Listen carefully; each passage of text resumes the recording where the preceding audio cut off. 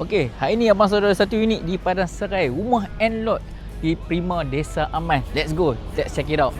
Okey geng, ni dia. Rumah single story and lot di Prima Desa Aman Padang Serai. Ni, kawasan depan ni boleh masuk dalam sebiji kereta.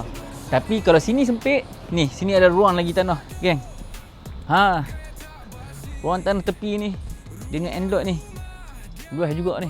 Ni kalau hampa buka pagar ni memang apa luas lah nak masuk ni. Hampa nak renovate ke, hampa nak buat tanam kat sini pun semua boleh. Tapi tak main untuk buat kolam. Jom kita tengok dalam. Alright geng, ni dia bahagian dalam rumah ni. Rumah ni dia open concept. Open ni dia straight daripada ruang tamu, ruang makan sampai ke kitchen. Jenis modern concept memang macam tu. Ni ruang tamu dia lah geng. Okay, owner dah buat pembahagi dah. Ni ruang makan dia. Dan sana ruang kitchen dia. Ni ruang kitchen dia.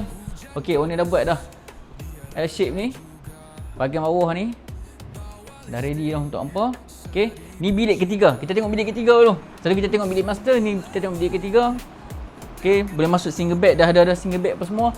Belakang ni ada lagi ruang tanah sikit. Right. Dan jom kita tengok bilik kedua. Okey kan, ni bilik kedua. Bilik kedua dia punya ceiling dia tinggi. Ceiling tinggi ni. Ini yang buat loteng, memang cantik lah sebab dia tinggi kan. Okey, ini bilik ayak dekat bahagian luar ni.